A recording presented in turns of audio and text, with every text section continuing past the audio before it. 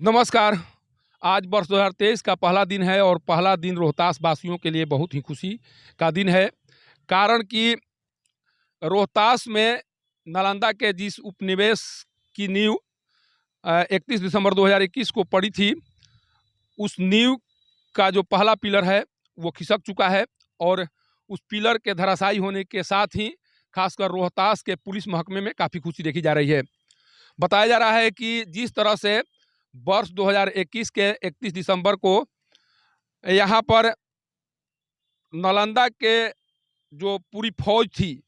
उस फौज को यहाँ पर लगा दिया गया था। उसके बाद से 2 सालों में यहाँ पर बहुत कुछ ऐसा कार्य हुआ, जिस कार्य को रोहतास के लोग नहीं पसंद करते थे, जिस कार्य को रोहतासवासी नहीं चाहते थे कि उस तरह का कार्य हो। लेकिन एक सोची समझी रणनीति के तहत वो कार्य हुआ और उस कार्य का सबसे असर पुलिस महकमे में देखा गया। कहा यह भी जा रहा है कि 2 वर्षों के अंदर पुलिस महकमे में जिस तरह से पोस्टिंग की प्रक्रिया की गई,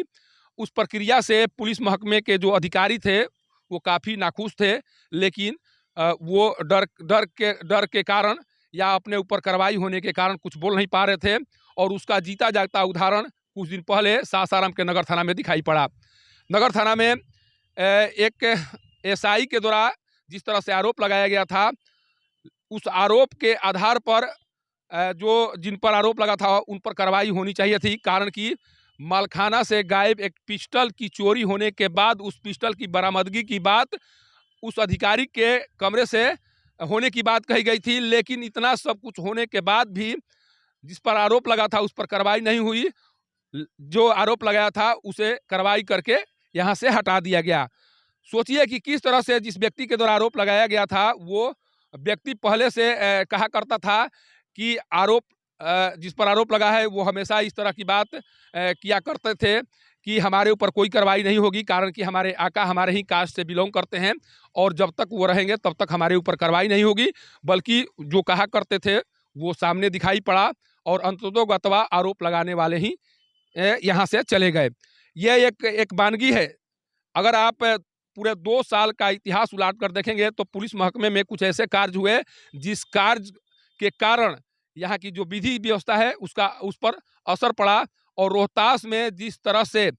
जो 2021 में जिस उद्देश्य से लोग सोच रहे थे कि यहाँ पर जो जिस तरह से अधिकारियों की पोस्टिंग हुई है, उसके बाद यहाँ पर जो विधि व्यवस्था की स्थिति है वो ठीक हो जाएगी, लेकिन नहीं हुआ। और शराबबंदी से लेकर जो हत्याओं का दौर या जो चोरी, बाइक चोरी की घटना या अन्य तरह के जो अपराध, वो बदस्तूर जारी रहे और उसमें किसी तरह का कोई गिरावट नहीं आया। सोचिए कि जिस तरह से जो पुलिस महकमे के वरीय अधिकारी के द्वारा जो आरोप लगाए जाते हैं कि कास्टिज्म के आधार पर यहाँ पर पदस्थापन की कार्रवाई की गई और ये देखा गया,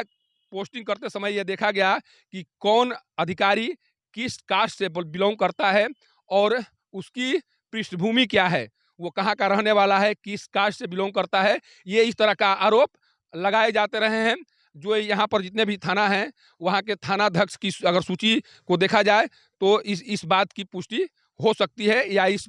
बात की पुष्टि कराई जा सकती है। यह एक महज संजोग नहीं हो सकता है कि 31 दिसंबर 2021 को एक ही गृह जिले के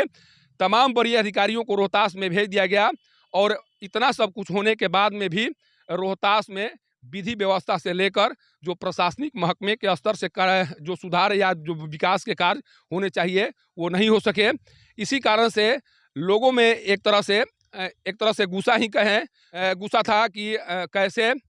इस जो नालंदा का उपनिवेशवाद है उसे छुटकारा मिले और अंततोगत्वा 2 साल बाद ही सही उसका एक पिलर गिर गया है। हालांकि पूरा भवन अभी धराशायी होने का इंतजार किया जा रहा है और जब तक से पूरा भवन धराशायी नहीं होगा तब तक से रोहतास में जो उम्मीद लगाए बैठे हैं लोग, उस तरह का कार्य नहीं होगा। सूत्रों की माने तो 2020 में जो विधानसभा का चुनाव हुए थे और उस चुनाव में जिस तरह से एनडीए की हार हुई थी, उसी हार को देखते हुए एक तरह से रोहतास में पुलिस और प्रशासनिक पदाधिकारियों की पदस्थापन की गई थी। ये उम्मीद जिनके द्वारा पदस्थापन कराई गई थी या की गई थी, उन्हें उम्मीद थी कि रोहतास में जिस तरह से एनडीए को हार दिलाई गई, या जिस तरह से एनडीए को एक तरह से दुर्गति का सामना करना पड़ा, उसका एक तरह से बदला लेने की